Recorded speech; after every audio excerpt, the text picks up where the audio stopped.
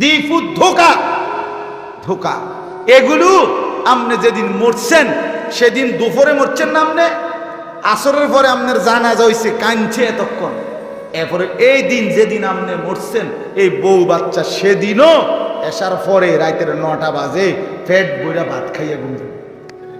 আপনি খবর লই এগো ঘরে রাঁধছে না, কিন্তু লগের ঘরের থেকে ফার্মের বুরকা, তেলাফিয়া মাছ আর মসুরির ডাল আর সাদা ভাত দিয়ে আইনা যাইটা খাওয়াইয়া করে যে যেই কান্দা কাঁদছ ওদের ভালো করে ভাত খাও, নইলে শরীর খারাপ করবে। হ্যাঁ খায় না? জানাজার নামাজ পড়তে আসছে, ওমা মাইকে ঘোষণা দিয়ে দিছে যারা দূর দূরান্ত থেকে আইছেন ভাত না খাইয়া যাইয়েন না, এবারটা মরে গেছে বেটার দোষ, আপনারও তো কোনো দোষ নাই, আপনারা ভাত না খাইয়া যাইয়েন না বাবুরে। হেবটা মরছে, ওটা ভাত খাইতে পারলো না, আপনারা কা ভাত না খাইয়া যাইবেন? মা কিসের দুঃখ, কিসের সুখ? সুখ কোথায়? সুখ কোথায়? সবাই মানুষ এবারটার রু না যাইতে যাইতে ভাতের দেখ চালু হয়ে গেল, খানা লইয়া ব্যস্ত হয়ে গেল, তো এটা নিয়ে বেদনা। বলেন চাচা, ইনসাফের কথা বলেন, এটা বেদনা? এটা দুঃখ হইল?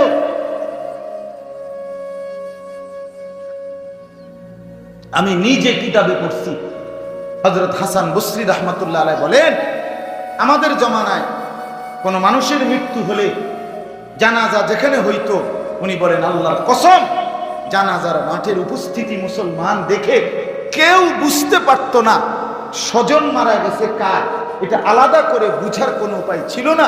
পুরা মজমা এইভাবে কাঁদতো যে কেউ বুঝতো না আলাদা যে কার লোক মারা গেছে, মনে হচ্ছে যেন পুরা মহল্লাবাসীর লোকই মারা গেছে। কথা তো ছিল এই, কথা তো ছিল এই। ওমা জিজ্ঞাসা করে রাখ, আপনি জিজ্ঞাসা করে ফেলেন, এই আজকে মরছে না, আজকে রাইতেই, আজকে বিকালে, অথবা অনেকে তো জানাজার মাঠেই ঘোষণা দিয়া লায় খানাটা কোন দিন, 4 দিন না খানাটা? এটা যে কোরআনের আয়াত যে তোমার বাপ মরলে ভাত না খাবাইয়া কোন নিস্তার নাই,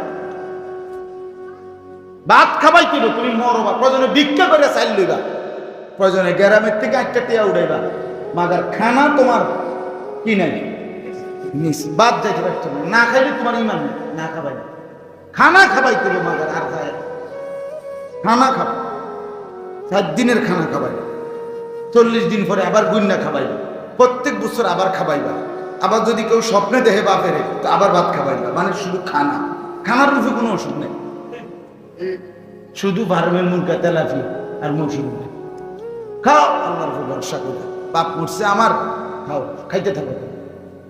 আশ্চর্য এই ইনসাফ, ইনসাফ এটা লাশের সামনে, এটা সুখ যে খানাটা হবে আজকে মারা গেছে বৃহস্পতিবার, শুক্র শনি রবি, সোমবার দিন সবাই দুপুরে দুগা ভাত খাইয়ে যাইয়েন, আমার আব্বা মারা গেছে যে এই দুঃখে আপনারা ভাত খাবেন, এটা ইনসাফ হয়ে গেল। অথচ হজ্জের বিধান বলেন ওনার হাতে সব, মানে টাকা নেই। কোরবানির বিধান বলেন ফ্যামিলির সবার যতজনের উপরে আসছে, আও পারতো না, একজন দিলেই তৈল, সব আমরাই তো একসাথে তো বুঝতে বাতেন না খাওয়ান, এটার 2 কথায় ফু দিয়ে উড়াই দিল। আলেম ওলামা বললে আরে রাখো, নতুন নতুন হুজুর আইয়া কত কথা কয়, এত বছর ধরে দিয়ে আইসি চলে আইসি, আরে বাপরে নতুন হুজুর আইয়া একবারে লম্বা কথা কয়, এই মানে এক কথায় উড়াই দিল। আরে মিয়া আপনি এই হুজুরের উড়াইয়া দিছেন, আমারে না উড়াইয়া দিছেন। হাসরের ময়দানে কথা বলেন না কেন?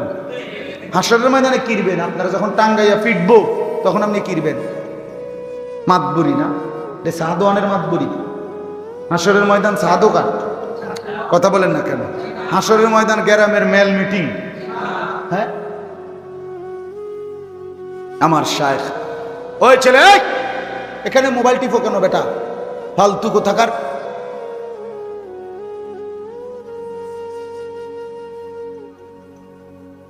গাফেল মসজিদ আল্লাহর ঘর বেটা,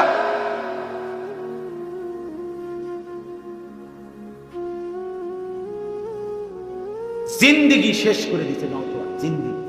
হায় মুসলমান ছেলেরা মনে রাখো, বাপ এই মোবাইল কারে কোথায় নিয়ে যায় টের পাই বাবা। হায়াত তো শেষ হয় নাই এখনো। রঙের গুড্ডি সন্ধ্যা হবে, গুড্ডি কোনো সারা রাত উড়ায় না, গুড্ডি সন্ধ্যা পর্যন্ত উড়ায়। আন্ধার হয়ে গেলে আর গুড্ডি ওড়ে না। হায়াত শেষ হয়ে যাবে, জওয়ানি কমে যাবে। 18 বছর 25 বছর হবে, 25 বছর 35 বছর হবে, 35 বছর 45 বছর হবে। তখন বুঝবে দুনিয়া কাকে বলে। এই মাতলামি, এই নেশা, এই মোবাইল, এই উলঙ্গপনা, এই বেহায়াপনা, সারা রাত নারীর ছবি, জিনা ব্যভিচারের দৃশ্য, 24 ঘন্টা মোবাইল আর অসৎ বন্ধুদের আড্ডা, এই চুলের বাহার, এই প্রস্রাব করে পানি না নেওয়া, কোনদিন ফজরের নামাজ না পড়া নওজোয়ান, আল্লাহর কসম বললাম কষ্ট পাইবে দুনিয়াতে। কবর তো পরে, আখেরাত তো পরে, দুনিয়ায় কষ্ট পাইবা। আমার নাম আনিসুর রহমান। আমি বললাম আমাদের সন্তানদের এই সীমাহীন গাফলত, মুরব্বী অভিভাবক কারো কোনো ফিকির না। মানুষ গড়বে কে? কিচ্ছু, শুধু বাড়ি, বিল্ডিং, সোফা, খাট, ইট, বালু, সিমেন্ট, বিদেশ, বিয়া, ভাত তরকারি, ফাঙ্গাস, তেলাফিয়া, বাজার, সদাই, সবাই ব্যস্ত এই। আহা, ছেলের চরিত্র নাই, মেয়ের চরিত্র নাই, স্ত্রীর চরিত্র নাই, বাপমার এই নিয়া, দাদা দাদির এই নিয়ে কোনো আলোচনা। কিরে পোলাগারে বিদেশ পাঠাইতি না? এই হলো দাদার। পোলাগা বিয়ে করাইতি না? নাতির বউকে ছেড়ে দিতাম না? এই হলো দাদা।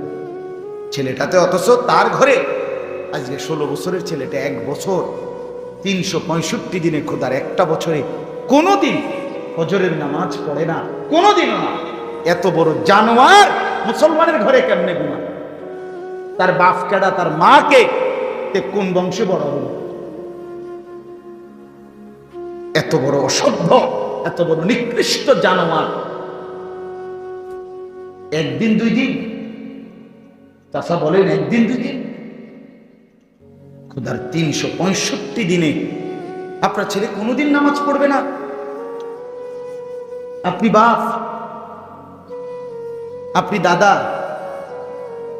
আপনার মেয়ে কোনোদিন পর্দা করবে না? আমনের ঘরে 20 বছর প্রত্যেক দিন টেলিভিশন চলবে, প্রতিদিন এই নর্তকী চলবে, নাচ গান, জিনা বেবিচারের দৃশ্য, হিন্দি নাটক, সিনেমা। এই আপনার ছেলে মেয়ে বউ বাচ্চা এভাবে প্রতিদিন 10 বছর 15 বছর ধরে। তাহলে এরা জাহান্নাম থেকে বাঁচবে না? এদের আখিরাত নাই, এদের কবর নাই, এদের গন্তব্য কোথায়? যে স্বামী কষ্ট করে বিদেশ রক্ত পানি করে টাকা কামাই করছে, আহা বেচারা, সুখ বলতে, আহ্লাদ বলতে কিছুই নাই, নিষ্প্রাণ এক জিন্দিগি, প্রবাসের জিন্দিগি। স্ত্রী যার পাশে নাই, ছেলে মেয়ে যার পাশে নাই, মা যার পাশে নাই, সে আদর পাবে কার থেকে বলেন না? সে আদর কি মেশিন দিয়ে আদর? তাহলে সব কিছু ছেড়ে শুধু বিবি বাচ্চার একটু সুখের জন্য যে মানুষটা 12 বছর 18 বছর বিদেশের জমিনে পড়ে আছে, কষ্ট করে জীবনের সবটুকু দিয়ে টাকা পাঠাচ্ছে, তার ছেলেও নামাজ পড়ে না, মেয়েও নামাজ পড়ে না, স্ত্রীও যদি পর্দা না করে, তো এই বেচারার জীবনের অর্জন কি? দুনিয়ারও কোনো সুখ মিলল না তোমার, আখিরাতও মিলল না, তোমার অর্জনটা কি ভাইয়া বলেন? আল্লাহ আমাদেরকে মাফ করে দেন। চলেন বাপ, এই জন্য বললাম আপনাদের মধ্যে এটা ভাবেন, আপনারা ইনসাফের সাথে, মাঝবয়সী মুরব্বী অনেক আছেন, আপনারাও ভাবেন চাচা শেষ হায়াতটা কেমনি কাটাইতেছে? এত বছর বয়স, এখনো বিড়ি খান, লজ্জা লাগে না? কখন ছাড়বেন? এত বড় হায়াত হয়ে গেছে, এখনো দাড়ি কাটেন, শরম লাগে না? আপনি কবরে যাবেন না? আপনি কি বলবেন মুনকার নাকির ফেরেশতাকে? হ্যাঁ, হাসরের ময়দানে কি বলবেন? সুম্মা লা তুসআলুন্না ইয়াওমাইদিন আনিন নাঈম। রব্বুল আলামিন বলেন, আমি হাসরের ময়দানে বান্দা আমার প্রত্যেকটি নিয়ামত সম্পর্কে একটি একটি করে জিজ্ঞেস করব। রব্বুল আলামিন বলে, এই চোখে আমি বান্দা তোমাকে দেখবার মতো শক্তি দিয়েছিলাম 40 বছর, এই চোখের হক কি আদায় করেছো বলো? হাতের কি হক আদায় করেছো বলো বান্দা? আল্লাহ কোরআনে বলেন, হাত্তা ইদা মা জাউহা। এই মাশাআল্লাহ, এক ছেলে মোবাইল ছবি তুলে আরেকজনে তারে টাকা দিয়ে সরাই দিছে যে মাইরে লাইব ওঠে। মাশাআল্লাহ মাশাআল্লাহ, যে ভাই এইটুকু খেদমত করলে আল্লাহ তোমারে বরকত দান করে। সে বিষয়টা বুঝছে যে না, অবস্থা খুব বেতার, এই হুজুর বড় পাগলা হুজুর। মাশাআল্লাহ মাশাআল্লাহ। স্বপ্ন দেখি, আমি হতাশ না। আমি শক্ত কথা বলার অর্থ এটা না যে আমাদের এই সন্তানরা সব বাদ হয়ে যাবে, না না, শেষ পর্যন্ত ইনশাআল্লাহ ঈমান ইসলামের জন্য, আল্লাহর জন্য, দ্বীনের জন্য কুরবানি করবে, জান দেবে মুসলমানের ছেলেরাই। হিন্দুর ভূত কীর্তি আসবে, কথা বলেন না কেন? শেষ পর্যন্ত এরাই ফিরবে, এরাই ফিরবে, এরাই ফিরবে ইনশাআল্লাহ। কোনো সন্দেহ না, হতাশার কিচ্ছু নেই, হতাশ হওয়ার কিচ্ছু। তো তসবিতে যেই কথাটা সে কয়, আল্লাহ এটার জবাব দেয়, পাল্টা জবাব দেয়। আবার কোন আবার বলে, অর্থ হইল আমি বললাম সুবহানাল্লাহ, অর্থ হইল আল্লাহ আমি আপনার পবিত্রতা বর্ণনা করছি। এটা হলো কিসের অর্থ? রব্বুল আলামিন বলে, বান্দা তুমি না বললেও তো আমি আগে থেকেই পবিত্র, তাইলে তুমি বললে লাভ কি হলো? আল্লাহ বলেন, সাব্বাহতানি উসাব্বিহুকা, বান্দা তুমি আমার পবিত্রতা বর্ণনা করেছো, যাও আমি তো এমনিই পবিত্র, তুমি বলাতে এবার আমি তোমাকে পবিত্র করে দিলাম।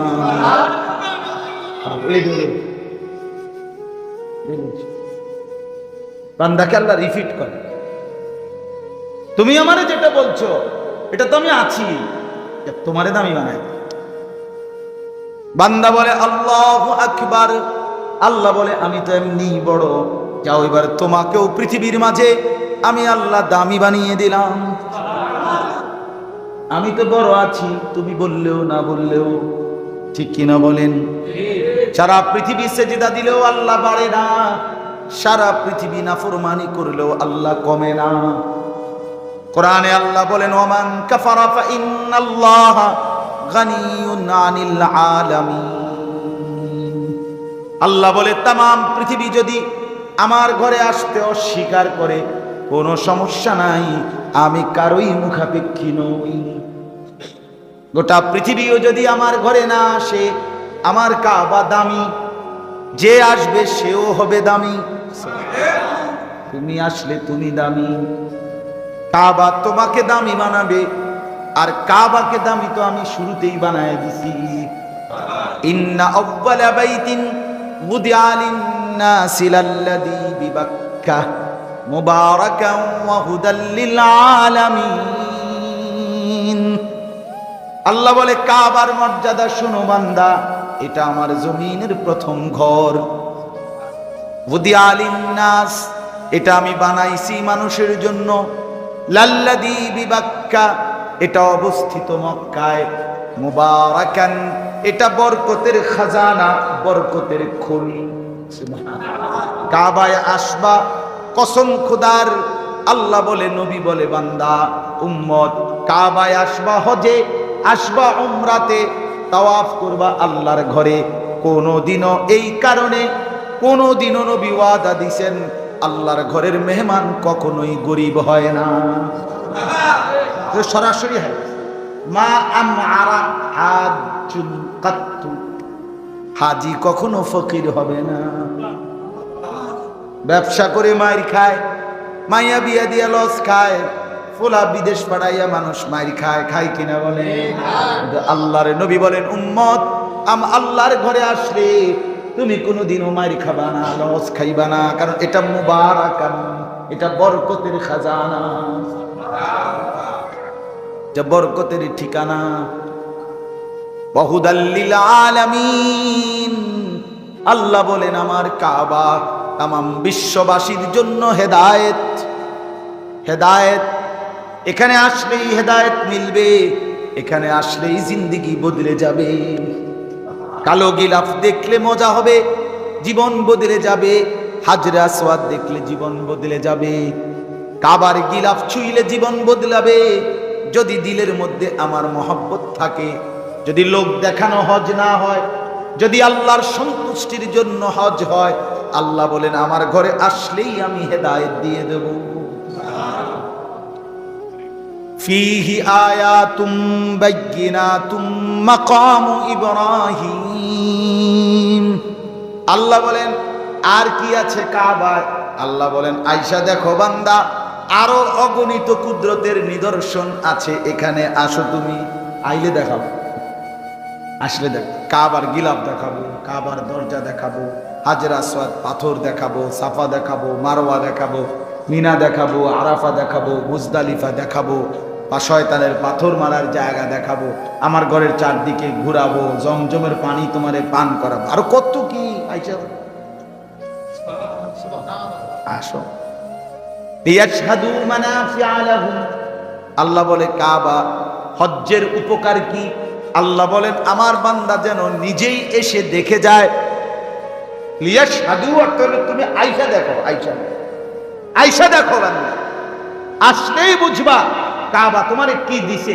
তোমার 6 লাখ টাকা এটা লাভ হইছে না লোকসান হইছে, তুমি আইলে না বুঝবা। আসো, আমি ঠকাবো কেন? আমার জন্য করে, আমার জন্য খরচ করে, মুঝকে লিয়ে ছোড়কে দে, আমার জন্য বান্দা ছেড়ে দেখো, ত্যাগ করে দেখো। আমি যদি তার চাইতে উত্তম না দেই তো আমারে খোঁটা দিও, কি ব্যাপার কইলেন কি অনইল কি? আল্লাহ বলে তোমার মতো বান্দা আমারে খোঁটা দিবা, আমি বুঝি এমন আল্লাহ কম কি বেটা, আরে কস কি বেটা, তোদের মতো এই সমস্ত 2-4-20 লাখ বান্দা আমার খাজানা থেকে অভাব পড়ে যাইব, কয় কি? আল্লাহ বলে কি এমন?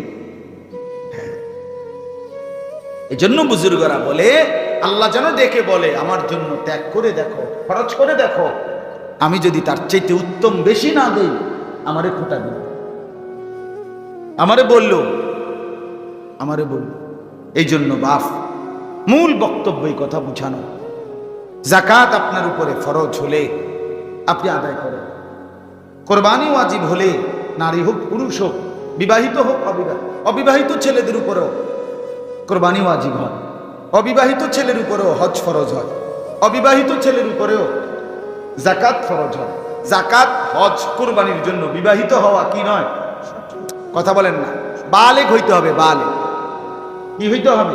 সাবালক হইতে হবে। আর ওই শরীয়ত কর্তৃক নির্ধারিত, তুমি বিদেশ থাকো, তুমি অন্য বিয়ে করো নাই, তুমি 2 বছরের মাথায় 5 লাখ টাকার মালিক, তো তুমি যাকাত দিতে হবে না? কথা বলেন না কেন? তো তুমি তো বিয়ে করো না, তো বিয়ে না করলে কি? তুমি কোরবানি দিতে হবে কি না? দিতে হবে। হজ করতে হবে যদি হজ পরিমাণ টাকা থাকে। এই জন্য বললাম এই নওজোয়ান ছেলেদেরও বোঝা দরকার, বয়স্ক বাবা আপনাদেরও বোঝা দরকার। আপনাদের অসংখ্য মুসলমানের উপরে আপনাদের জমি আছে, ফসলের জমি আছে, 30 শতক 50 শতক, 1 কানি 2 কানি জমি আছে না আপনাদের? এই জমি এই 1 কানি আপনাদের এখানে কদ্দুর? জি হ্যাঁ। তো তাহলে আপনি যদি 30 শতক জমি বিক্রি করেন 7 লাখ টাকা হবে না? তো যাবেন না কেন? গেলাম হইলে যাইতাম তো মন চায়, কার মন না কর, পোলাগারে বিদেশ পাঠাইছি, হেতে যদি আল্লাহ লোয়াইতো, তে যদি পাঠাইতো বিদেশ। আরে হজে গেলাম, কোথায় হেবাটা কোথায়? চাচা এসব কোথায় না কথা কইলি হইল? হজ কি এই কুয়ানির না? আপনি ছেলের টাকার জন্য বসে আছেন কেন? আপনার সম্পত্তি আছে না? যার নাই তারে বলছে কি? যার নাই তারে কি কোনো চাপ দেওয়া হচ্ছে? বলেন না কেন? এই জন্য দয়া করে আপনাদের কাছে অনুরোধ করলাম, মেহেরবানি করে আপনারা অবশ্যই, আজকে এতটুকু মূল প্রথম কথা ছিল, যাকাত, কোরবানি, হজ, এই তিনটা কার উপরে ফরজ হয়, ওয়াজিব হয়, আরেকটু বিস্তারিত বুঝবেন। আপনি আরো বলবেন ইনশাআল্লাহ, জুমার বয়ানে ধরে ধরে বলবেন, ধরে ধরে। আর যদি অতিরিক্ত সহযোগিতা দরকার, আমার থেকে সহযোগিতা কেমনে ভাঙ্গা বুঝাই করি, একবার দাগ নম্বর, খতিয়ার নম্বর ধরে করি, বিএস টিএস আরএস ধরে করি। হ্যাঁ হ্যাঁ, চেষ্টা করতে হবে, মুসলমানকে বুঝাইতে হবে, ফিকির জাগাইতে হবে, নাহলে বিশাল বড় শাস্তি।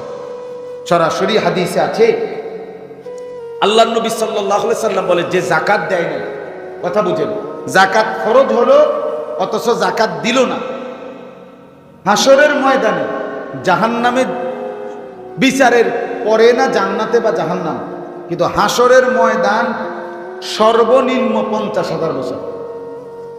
হাসরের ময়দানের একদিন কয় হাজার বছর? একেবারে সরাসরি কোরআনের আয়াত, মিকদারুহু 50,000 সানা।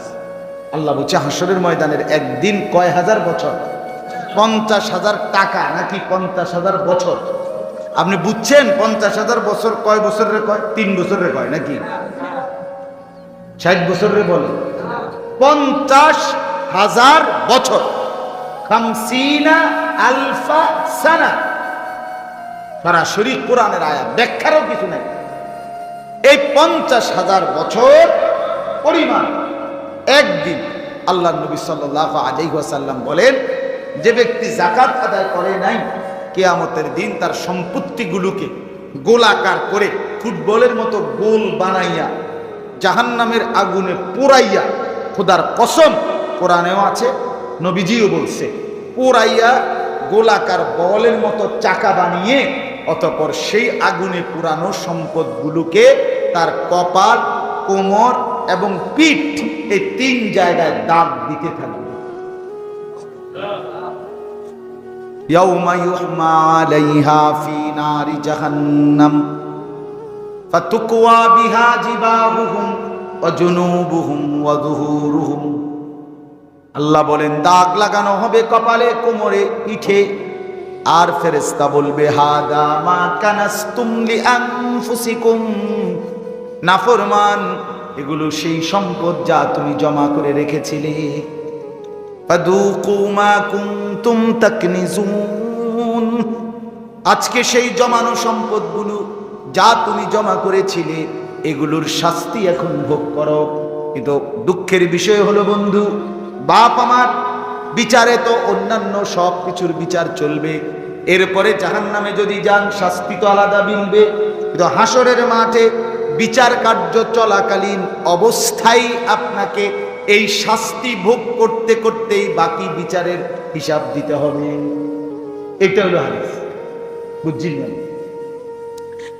আপনার আরো সহজে বুঝাই, ওই জেলখানাতে যে হাজত, মানে যারা ধরে নিয়েছে আসামি, তারা তো জেলখানায় দিয়ে চালান করে দিছে, এখন সে রায় হয় নাই আজ 2 বছর, কিন্তু সে কিন্তু হাজতি হিসাবে কোর্টে আইয়ে, ঠিক আছে, কিন্তু কথা বুঝছেন, কোর্টে ম্যাজিস্ট্রেটের সামনে, বিচারকের সামনে সে কি হয়, এজলাসে আসেও যায়ও, কিন্তু কি অবস্থা, কারাগারের বন্দী অবস্থা, বিচার কার্য চলে। তো হাসরের ময়দানে যে যাকাত দেয় নাই, কসম আল্লাহ, নবী বলছে, তারে যাকাত আদায় না করার শাস্তি এখানেই তারে দেওয়া হবে। আর এই অবস্থা, শাস্তি ভোগ করা অবস্থায় বাকি বিচার কার্যগুলো, বাকিগুলো শুনানি তারে করাইতে। আচ্ছা, কেমন বিপদের কথা বলে, কেমন মুসিবতের কথা। এই জন্য যাকাত, কুরবানি, হজ, আর্থিক ইবাদতে গাফলতি করতে নাই। আল্লাহ আমাদেরকে বোঝার তৌফিক দান করেন। যুবক ভাইদেরকে বললাম, নওজোয়ান ভাই, তোমরা হায়াতের কদর করো ভাই, হায়াতের কদর করো ভাইয়া। আমার কথা মনে কষ্ট নিও না, আমি ফিরাবার আশায় বলছি, যুবক ভাই, শেষ পর্যন্ত কেউ থাকবে না, সমবয়সী এই বন্ধুরা কেউ থাকবে না দোস্ত, তোমার পাওডার শুধু ভাঙ্গা থাকো, তোমার শুধু অ্যাক্সিডেন্ট হয়ে যাক, তোমার একটা মুসিবত হয়ে যাক, এরপরে দেখবা দুই একবার আইসা, ওহো বন্ধু একটু সেফে চলা দরকার ছিল, এতটা উত্তেজিত হলা কেন, এতটা দ্রুত গতিতে মোটরসাইকেলটা চালালা কেন, আহা এখন পাওয়াটা ভেঙে, আচ্ছা দোস্ত ঠিক আছে আসি, আবার আসবো, খালাস শেষ। কিন্তু সে তোমার আর ভাঙ্গা পাও কান্দে করে নিবে না, তোমার মুসিবত তোমার কাছে দিয়েই বন্ধু বন্ধু সরে যায়। এজন্য কারো বিপদে, অ্যাক্সিডেন্টে, মৃত্যুতে পৃথিবী এক সেকেন্ডের জন্য, হ্যাঁ সামনের সিএনজি, আমি প্রায় বলি আহা কত দেখছি, আমার জীবনটাই তো রাস্তা রাস্তা, সামনের সিএনজি অ্যাক্সিডেন্ট করছে, লাশ পড়ে রয়েছে, কই এইটা দেখা পিছনের একটা সিএনজি তো থামা, কারো হাতে সময় নেই, ডানে বামে পাশ কাইটা চলেই যায়। হ্যাঁ কারো মৃত্যুতে কেউ থেমে যায় না, পৃথিবীর সূর্য চাঁদও 1 মিনিট দেরি করে, কারো মৃত্যুতে সময় থেমে যায়। একবার নবী সাল্লাল্লাহু আলাইহি সাল্লামের একজন সন্তান ইব্রাহিম, নবীজির ছেলে একজনের নাম ছিল, উনি যখন ইন্তেকাল করছে যেদিন, তো ওই দিন চন্দ্রগ্রহণ লাগছে। তো আরব দেশে একটা আগের থেকে একটা কুপ্রথা ছিল, বিশেষ নেতৃস্থানীয় কারো মৃত্যুতে তারা বলতো সূর্যগ্রহণ চন্দ্রগ্রহণ হইলে বোঝা গেল বিশেষ কারো মৃত্যু হয়েছে। তো নবী সাল্লাল্লাহু আলাইহি সাল্লাম এই কুপ্রথা, কুবিশ্বাস শুনেই নবীজি সাথে সাথে বলছে, আল্লাহর কসম আমার সন্তান ইব্রাহিমের মৃত্যুতে চন্দ্রগ্রহণ হয় নাই। তো নবী বলছে সাবধান, মনে রেখো কারো মৃত্যুতে কিংবা কারো জন্মে সূর্যগ্রহণ চন্দ্রগ্রহণ পৃথিবীর কোনো পরিবর্তন হয় না। লা ইয়াখসিফানি লিমাউতি আহাদিন, কারো মৃত্যুতে কিছু, তার মানে কারো মৃত্যুতে পৃথিবী থামে না, যত বড় ব্যক্তি, যত বড় ব্যক্তি। এই জন্য আমি দয়া করে প্রত্যেকটা ছেলেকে অনুরোধ করলাম, প্রিয় ভাই আমার, বন্ধু আমার, শেষ পর্যন্ত তোমার হায়াত তোমার, তুমি ভালো থাকলে তুমিই ভালো থাকলা, তুমি নষ্ট হয়ে গেলে তুমিই নষ্ট। শরীরে অসুস্থতার বাসা বাঁধলে, নিজের সক্ষমতা, যৌবনের শক্তি, শারীরিক সক্ষমতা যদি নষ্ট হয়ে যায়, উলঙ্গ ছবি দেখতে দেখতে, নর্তকীর নাচ দেখতে, কোনো বন্ধু আর তখন তোমার শেয়ার করবে, তোমাকেই একা এই যন্ত্রণা ভোগ করতে, এই কষ্ট মুসিবত ভোগ করতে। যার স্ত্রী অসৎ হয়ে যায়, চরিত্রহীন কোনো নারী যদি কারো কপালে জোটে, তো সেই জীবন মনে রাখতে হবে তুষের আগুনের মতো, ইটের ভাটার আগুনের মতো ধাউ ধাউ করে। চরিত্রহীন বন্ধু আমার, ভাত মাছ চাল ডাল আপেল মালটা খাদ্য পানীয় এগুলো কোনোটাই সুখ নয়। একজন পবিত্র হালাল চরিত্রবান স্ত্রী দুনিয়ার জীবনের সবচেয়ে বড় সুখ। নবী সাল্লাল্লাহু আলাইহি সাল্লাম বলেছেন, মাস্তাফাদাল মুমিনু মিন বাদি তাকওয়াল্লাহ খায়রান লাহু মিন মারআতিন সালিহা। কোন মুমিনের জন্য আল্লাহকে ভয় করার পরে দুনিয়ার শ্রেষ্ঠ অর্জন একজন নেককার স্ত্রী। আর সেটা এই অব্যাহত মোবাইল উলঙ্গ ছবি, নাচ গান, জিনা, ব্যভিচারের দৃশ্য, চরিত্রের কোনো খোঁজ নাই, খবর নাই। এই অবস্থায় চলতে গেলে চরিত্রবান নারী মিলবে না, এটা আল্লাহর ওয়াদা। আল খাবিসাতু লিল খাবিসিন, খবিশ যেই পুরুষ আল্লাহ বলছে তার স্ত্রীও মিলবে খবিস। এটা কোরআনের স্পষ্ট। ওয়াল খাবিসুনা লিল খাবিসাত, খবিশের স্ত্রীও খবিস। অতএব আমরা প্রত্যেকে ইনশাআল্লাহ মেহেরবানি করে আজকে এটুকুই কথা বললাম। একে তো যাকাত, কোরবানি, হজ এই সম্পর্কিত বিধিবিধান আরেকটু বিস্তারিত বুঝার চেষ্টা করব, ঠিক আছে ইনশাআল্লাহ। আর দ্বিতীয়ত হলো যে কয়জন বাহিরে ভেতরে অথবা রাস্তায় দাঁড়ানো নওজোয়ান ভাই, তোমরা নিজের হায়াতের কদর করো। ইগতানিমু শাবাবাকুম।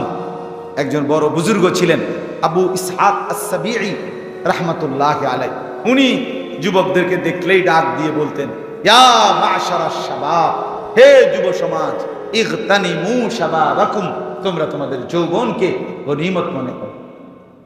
কিছু গড়লে এই বয়স, নষ্ট হলেও এই বয়স, সাজাইলেও এই হায়াত, এই সময়টা, আর নষ্ট করে দিল না।